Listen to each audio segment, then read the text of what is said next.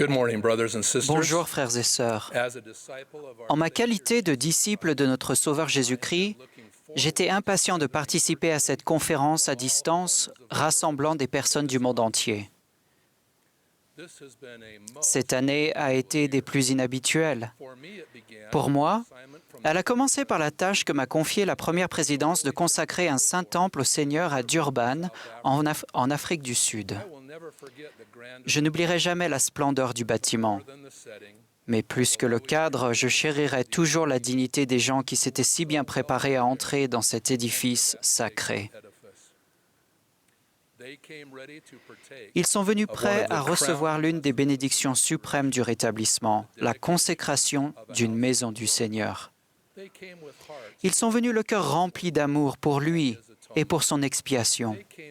Ils sont venus remplis de gratitude pour notre Père céleste qui a fourni des ordonnances sacrées qui mènent à l'exaltation. Ils sont venus dignes.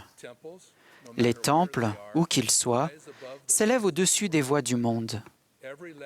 Chacun des 168 temples de l'Église est un témoignage de notre foi en la vie éternelle et de la joie que nous aurons à la passer avec notre famille et notre Père céleste. Aller au temple augmente notre compréhension de la divinité et de l'Évangile éternel, notre engagement à vivre et à enseigner la vérité, et notre volonté de suivre l'exemple de notre Seigneur et Sauveur Jésus-Christ. Sur le mur extérieur de chaque temple de l'Église sont inscrits les mots évocateurs « Sainteté au Seigneur ». Le temple est la maison du Seigneur et un sanctuaire à l'abri du monde. L'Esprit du Seigneur enveloppe les personnes qui l'adorent dans cette enceinte sacrée. C'est le Seigneur qui établit les critères à remplir pour y entrer en qualité d'invité. Mon beau-père, Blaine Twitchell, l'un des meilleurs hommes que j'ai jamais connus, m'a enseigné une grande leçon. Sir Rasband et moi sommes allés lui rendre visite alors qu'il approchait de la fin de son voyage dans la condition mortelle. Quand nous sommes entrés dans sa chambre, l'évêque était en train de partir. En le saluant, je me suis dit, « Quel bon évêque! Il remplit son ministère auprès d'un membre fidèle de sa paroisse. » J'ai dit à Blaine, « N'est-ce pas merveilleux que l'évêque soit venu te voir? » Blaine m'a regardé et a répondu, « C'était bien plus que cela. Je lui ai demandé de venir parce que je voulais avoir un entretien pour ma recommandation à l'usage du temple. Je veux être déclaré digne devant le Seigneur avant de partir. » Et il l'était. Ces mots, « digne devant le Seigneur », me sont restés. Ils m'ont donné une nouvelle perspective sur les entretiens réguliers que nous avons avec nos dirigeants de l'Église. La recommandation à l'usage du temple est si importante que dans les premiers temps de l'Église, elle devait être signée par le président de l'Église. Que vous soyez un jeune ou un adulte, l'entretien pour obtenir une recommandation à l'usage du temple n'est pas un rappel des choses à faire et ne pas faire. Une recommandation n'est pas une liste de contrôle, un laissez-passer ou un ticket pour une bonne place. Elle a un but bien plus élevé et plus sacré.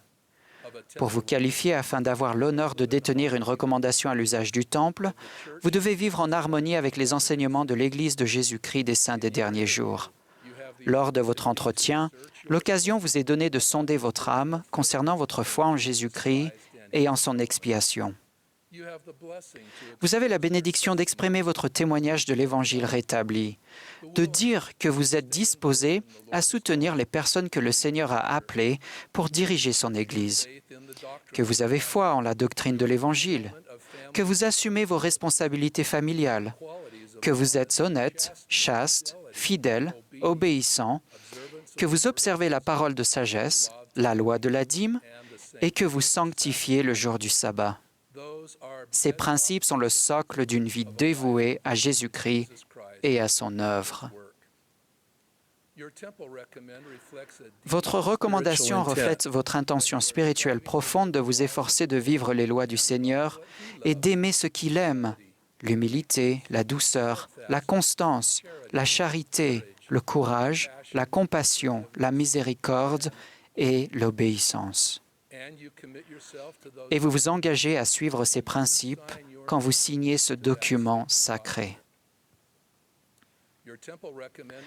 Votre recommandation à l'usage du temple vous ouvre, à vous et aux autres, les portes des cieux grâce à des droits et des ordonnances d'une importance éternelle, à savoir le baptême, la dotation, le mariage et le scellement. Être déclaré digne devant le Seigneur nous rappelle ce qui est attendu d'un saint des derniers jours qui respecte ses alliances. Mon beau-père, Blaine, considérait que c'était une préparation d'une valeur inestimable pour le jour où il se tiendrait humblement devant le Seigneur. Réfléchissez au moment où Moïse a gravi le mont Horeb et où le Seigneur lui est apparu dans un buisson ardent. Dieu lui a dit « Ôte tes sandales de tes pieds, car le lieu sur lequel tu te tiens est une terre sainte. » Ôter nos sandales à la porte du temple signifie abandonner les désirs ou les plaisirs profanes qui nous détournent de notre progression spirituelle, mettre de côté ce qui nous fait dévier dans notre précieuse condition mortelle, nous élever au-dessus des comportements querelleurs et prendre le temps d'être saints. Par dessein divin, notre corps physique est une création de Dieu, un temple pour notre esprit et doit être traité avec révérence. Les paroles suivantes d'un chant de la primaire sont tellement vraies. Mon corps est un temple qui a besoin des plus grands soins. Lorsqu'il est apparu aux Néphites, le Seigneur leur a commandé « Soyez sanctifiés par la réception du Saint-Esprit, afin de vous tenir sans tache devant moi. » Il a demandé « Quelle sorte d'homme devriez-vous être ?» Ce à quoi il a répondu « Tel que je suis. » Pour être digne devant le Seigneur, nous nous efforçons de lui ressembler. Je me souviens du premier discours qu'Howard W. Hunter a prononcé en tant que 14e président de l'Église. Il a dit « Le plus cher désir de mon cœur est que chaque membre de l'Église soit digne d'aller au temple. » Cela réjouirait le Seigneur si chaque membre adulte était digne de détenir une recommandation à l'usage du temple en cours de validité et la portait sur lui. J'ajouterai qu'une recommandation à usage limité montre clairement la voie à nos jeunes qui ont tant de valeur. Rappelant les paroles du président Hunter, le président Nelson a dit « Ce jour-là, le 6 juin 1994, la recommandation à l'usage du temple que nous détenons est devenue un objet différent dans mon portefeuille. Avant cela, c'était un moyen d'atteindre un but.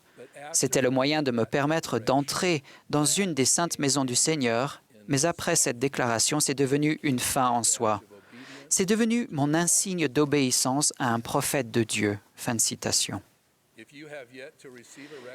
Si vous n'avez pas encore reçu une recommandation, ou si elle a expiré, faites la queue à la porte de l'évêque, tout comme les premiers saints faisaient la queue à la porte du temple de Nauvoo en 1845 et en 1846. Mes ancêtres étaient parmi ces fidèles. Ils étaient en train d'abandonner leur belle ville et de partir vers l'ouest, mais ils savaient que des expériences sacrées les attendaient dans le temple. Sur les pistes accidentées de l'Iowa, Sarah Rich a écrit « Sans la foi et la connaissance qui nous avaient été accordées dans ce temple, notre voyage aurait été comme un saut dans les ténèbres. »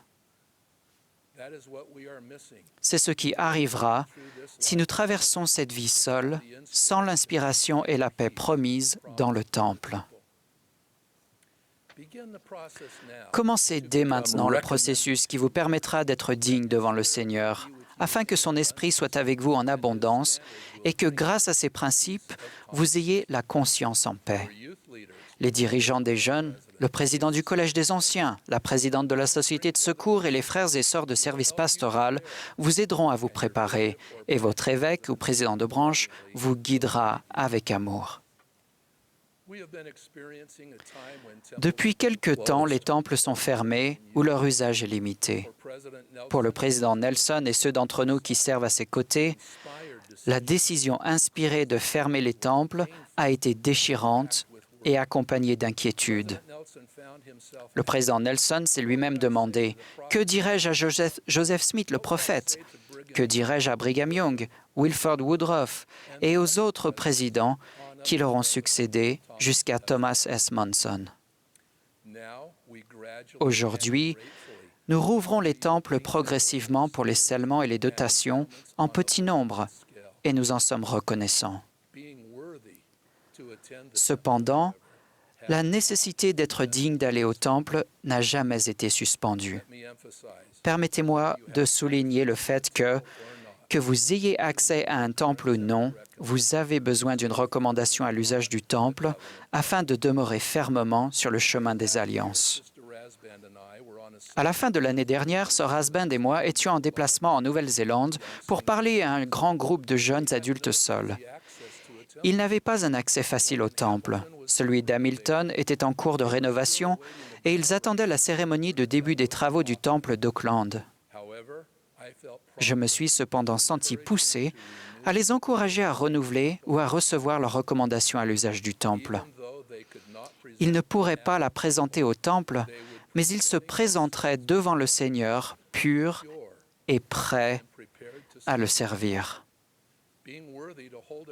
Être digne de détenir une recommandation à l'usage du temple est une protection contre l'adversaire parce que nous avons pris un engagement ferme auprès du Seigneur concernant notre vie et que nous avons la promesse que l'Esprit sera avec nous.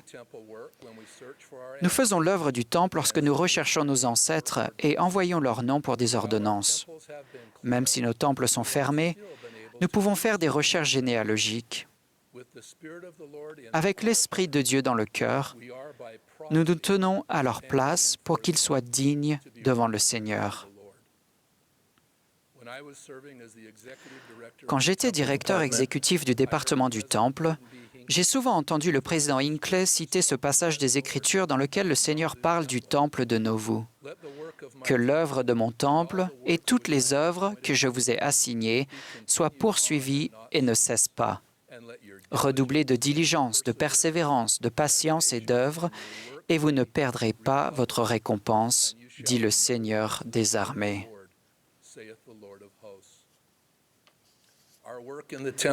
Notre œuvre dans le Temple est liée à notre récompense éternelle. Récemment, nous avons été mis à l'épreuve. Le Seigneur nous a appelés à œuvrer dans les temples avec diligence, persévérance et patience. Être déclaré digne devant le Seigneur requiert ces qualités. Nous devons être diligents à vivre les commandements, persévérer dans la priorité que nous donnons aux alliances du Temple, être reconnaissants de continuer de recevoir les enseignements du Seigneur à leur sujet et faire preuve de patience en attendant que les temples rouvrent complètement. Quand le Seigneur nous appelle à redoubler d'efforts, il nous demande de progresser en justice. Par exemple, nous pouvons approfondir notre étude des Écritures, faire davantage de recherches généalogiques, prier avec plus de foi, afin de pouvoir faire connaître notre amour pour la maison du Seigneur aux personnes qui se préparent à recevoir une recommandation à l'usage du Temple, en particulier aux membres de notre famille. En ma qualité d'apôtre du Seigneur Jésus-Christ, je vous promets que si vous vous efforcez de redoubler d'efforts, votre dévouement à Dieu le Père et à Jésus-Christ sera renouvelé. Vous sentirez le Saint-Esprit vous guider abondamment, vous serez reconnaissant de vos alliances sacrées et vous serez en paix, sachant que vous êtes digne devant le Seigneur. Au nom de Jésus-Christ, Amen.